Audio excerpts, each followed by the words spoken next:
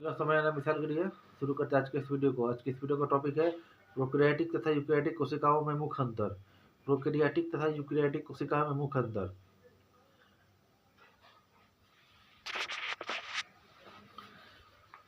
कोशिका भित्ति प्रोटीन तथा कार्बोहाइड्रेट की बनी होती है। कमाल है बैक्टीरिया की कोशिका भित्ति प्रोटीन तथा कार्बोहाइड्रेट की बनी होती है, जिन्हें हम नंगी आंखों से देख नहीं सकते। बैक्टीरिया मतलब जीवाणु, जिन्हें हम नंगी आंखों से देख नहीं सकते, उनकी कोशिका भित्ति भी प्रोटीन तथा कार्बोहाइड्रेट की बनी होती है। उदाहरण साइनोबैक्टीरिया, मिक्सोबैक्टीरिया। अब आता है यूकैरियोटिक में। यूकैरियोटिक की कोशिका भित्ति सेलुलोज की बनी होती है। यूकैरियोटिक की कोशिका भित्ति सेलुलोज की बनी होती है। यूकैरियोटिक पादप कोशिकाओं की कोशिका भित्ति सेलुलोज की बनी होती है। यूकैरियोटिक में मानव भी आते हैं। अत मानव में कोशिका पाया जाता है, कोशिका भित्ति नहीं। कोशिका भित्ति पौधों में पाया जाता है। मानव की कोशिका झिल्ली, कोशिका द्रव और केंद्रक से मिलकर बना होता है। मानव की जो कोशिका है वो कोशिका झिल्ली, कोशिका द्रव तथा केंद्रक से मिलकर बना होता है। यूकैरियोटिक में पादप, पशु, कवक आदि कोशिकाएं आते हैं। यूकैरियोटिक कोशिका में पेड़ पौधे, पशु तथा कवक की कोशिकाएं आते हैं। मानव मनुष्य भी इसमें शामिल है। अब हम कह सकते हैं कि यूकैरियोटिक की कोशिका भित्ति सेलुलोज की बनी होती है। कोशिका भित्ति मतलब कोशिका का भीतरी भाग, इस तरह आपको याद रहेगा। कोशिका भित्ति मतलब कोशिका का भीतरी भाग। अब मानव में कोशिका पाया जाता है, कोशिका भित्ति नहीं। कोशिका भित्ति पौधों में पाया जाता है। मानव की कोशिका झिल्ली, कोशिका द्रव और केंद्रक से मिलकर बनी होती है। अब आता है प्रोकैरियोटिक में। प्रोकैरियोटिक में माइटोकॉन्ड्रिया नहीं होता है। प्रोकैरियोटिक में माइटोकॉन्ड्रिया नहीं होता है। प्रोकैरियोटिक में माइटोकॉन्ड्रिया नहीं होता है। माइटोकॉन्ड्रिया ऊर्जा और शक्ति प्रदान करता है, पर इनमें माइटोकॉन्ड्रिया नहीं होती। प्रोकैरियोटिक रासायनिक यौगिकों से ऊर्जा प्राप्त करता है। यौगिकों के माध्यम से रासायनिक क्रिया करके ऊर्जा प्राप्त करता है। प्रोकैरियोटिक कोशिका यौगिकों के माध्यम से रासायनिक क्रिया करके अपना ऊर्जा प्राप्त करता है, क्योंकि इसमें माइटोकॉन्ड्रिया नहीं होती। पर यूकैरियोटिक कोशिका में माइटोकॉन्ड्रिया होती है। माइटोकॉन्ड्रिया ऊर्जा और शक्ति प्रदान करता है। यूकैरियोटिक को अधिक ऊर्जा और शक्ति की आवश्यकता होती है। यूकैरियोटिक में माइटोकॉन्ड्रिया पाया जाता है। अब आता है प्रोकैरियोटिक में। प्रोकैरियोटिक में एंडोप्लाज्मिक रेटिकुलम अनुपस्थित होता है। एंडोप्लाज्मिक रेटिकुलम प्रोटीन का उत्पादन करता है। एंडोप्लाज्मिक रेटिकुलम प्रोटीन का उत्पादन करता है और प्रोटीन से ऊर्जा प्राप्त होता है। एंडोप्लाज्मिक रेटिकुलम नहीं होता। ये रासायनिक यौगिकों के माध्यम से क्रिया करके ऊर्जा प्राप्त करते हैं। एंडोप्लाज्मिक रेटिकुलम प्रोकैरियोटिक में नहीं होता है। ये रासायनिक यौगिकों से क्रिया करके ऊर्जा प्राप्त करते हैं। इन्हें एंडोप्लाज्मिक रेटिकुलम की आवश्यकता नहीं होती। अब प्रोकैरियोटिक में एंडोप्लाज्मिक रेटिकुलम नहीं होता है। इन्हें प्रोकैरियोटिक में एंडोप्लाज्मिक रेटिकुलम की आवश्यकता नहीं होती। प्रोकैरियोटिक में एंडोप्लाज्मिक रेटिकुलम नहीं होता है। अब आता है यूकैरियोटिक में। यूकैरियोटिक में एंडोप्लाज्मिक रेटिकुलम उपस्थित होता है, अतः इनमें प्रोटीन का उत्पादन होता है। एंडोप्लाज्मिक रेटिकुलम प्रोटीन के उत्पादन के लिए जिम्मेवार है। अब यूकैरियोटिक में एंडोप्लाज्मिक रेटिकुलम उपस्थित होता है और इनमें प्रोटीन का उत्पादन होता है। राइबोसोम प्रोकैरियोटिक में राइबोसोम 70 प्रकार के होते हैं, ये भी प्रोटीन बनाते हैं। इनमें 70 इस प्रकार की यानी कम होती है। इन्हें कम प्रोटीन बनता है, इन्हें कम प्रोटीन की आवश्यकता होती है, इसलिए 70 राइबोसोम 70 इस प्रकार के होते हैं प्रोकैरियोटिक में। यूकैरियोटिक में राइबोसोम 80 प्रकार के होते हैं, यह भी प्रोटीन बनाते हैं। इनमें 80 इस प्रकार के यानी ज़्यादा होते हैं। इनमें अधिक प्रोटीन बनता है, इनमें अधिक प्रोटीन की आवश्यकता होती है। यूकैरियोटिक में राइबोसोम 80 इस प्रकार के होते हैं, जबकि प्रोकैरियोटिक में राइबोसोम 70 इस प्रकार के होते हैं। अब आते हैं प्रोकैरियोटिक में। प्रोकैरियोटिक में गलगिजाए नहीं होते हैं, जिसके कारण कोशिका के अंदर बाहर प्रोटीन जैसे पदार्थों का ले जाना बंद हो जाता है। प्रोकैरियोटिक में गलगिजाए नहीं होते हैं, जिसके कारण कोशिका के अंदर बाहर प्रोटीन जैसे पदार्थों का आना जाना बंद हो जाता है। अब आते हैं यूकैरियोटिक में। यूकैरियोटिक में गलगिजाए होता है और गलगिजाए का काम है कि यह प्रोटीन को अन्य अंगों तक ले जाता है। यूकैरियोटिक में गलगिजाए होता है और गलगिजाए का काम यह होता है कि प्रोटीन को अन्य अंगों तक ले जाता है।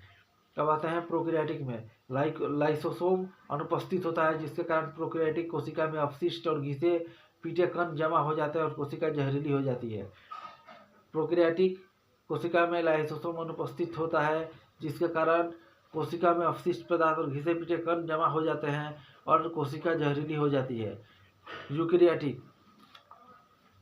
यूकेरियोटिक में लाइसोसोम उपस्थित होता है। लाइसोसोम कोशिका के अपशिष्ट पदार्थों घिसे पीछे कण को पचाता है एवं कोशिका जहरीली नहीं होती।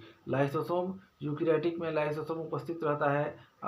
लाइसोसोम कोशिका के अपशिष्ट पदार्थों का घिसे पीछे कण को पचाता है और कोशिका जहरीली नहीं होती। यह हुआ लाइसोसोम। फिर आते हैं प्रोकैरियोटिक कोशिका में डीएनए एकल सूत्र के रूप में रहता है। उदाहरण पार्वोवायरस, डिपेंडोवायरस।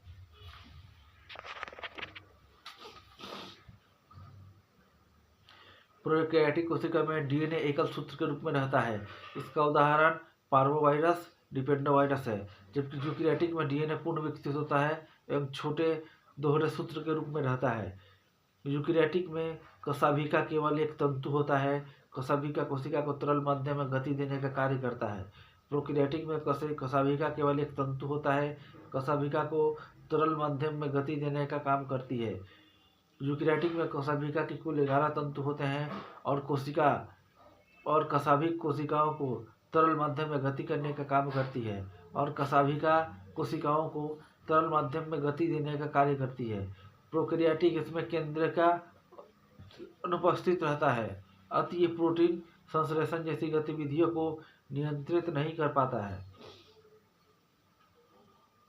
प्रोकैरियोटिक इसमें केंद्रिका अनुपस्थित होता है, अतः ये प्रोटीन संश्लेषण जैसी गतिविधियों को नियंत्रित नहीं कर पाता है। जबकि यूकेरियोटिक में केंद्रिका उपस्थित रहती है, जो प्रोटीन संश्लेषण जैसी गतिविधियों को नियंत्रित करता है। यूकेरियोटिक इसमें केंद्रिका उपस्थित रहती है, अतः ये प्रोटीन संश्लेषण जैसी गतिविधियों को नियंत्रित करता है।